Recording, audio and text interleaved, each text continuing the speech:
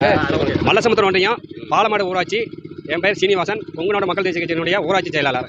அதாவது வந்து அம்மன் கோயிலிருந்து தங்கமணி வீடு வரை ரோடு வந்து 2013 வந்து பழுதடைஞ்சு போச்சு. அது வந்து எல்லாத்துக்கும் தெரியும்.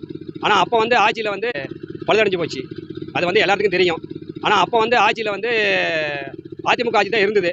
ஆனால் அப்போ வந்து ரோடு போட முடியாத மக்கள் வந்து அதை வந்து எந்த கருத்துமே வந்து சொல்லலை. மறுபடியும் வந்து இப்போது அதாவது எம்பி சின்ராஜி வந்திருக்கும் போது மனு கொடுத்தோம். ஆனால் மனு கொடுத்ததுக்கு வந்து ரோடு வந்து ரெடி ஆயிடுச்சு. ஆனால் வந்து பக்கத்தில் இருக்கிற அதாவது ரோட்டுக்கு பக்கத்தில் இருக்கிறவங்க விவசாயிங்க வந்து 2 பக்கமே வந்து ஆக்கிரமிப்பு பண்ணிட்டாங்க. ஆக்கிரமிப்பு பண்ணிவிட்டு நான் வந்து மனு கொடுத்தேன். எம்பி சின்ராஜிக்கிட்டையும் கிராம சபை கூட்டத்திலையும் மனு கொடுத்தேன் ரோடு போட சொல்லி. ஆனால் வந்து இருக்கிற மக்கள் வந்து அளந்து ரோடு போடணும் அப்படின்னு சொல்லி நிப்பாட்டிட்டாங்க. 2019 சின்ராஜி 2019 சின்ராஜி ஏகேபி சின்ராஜி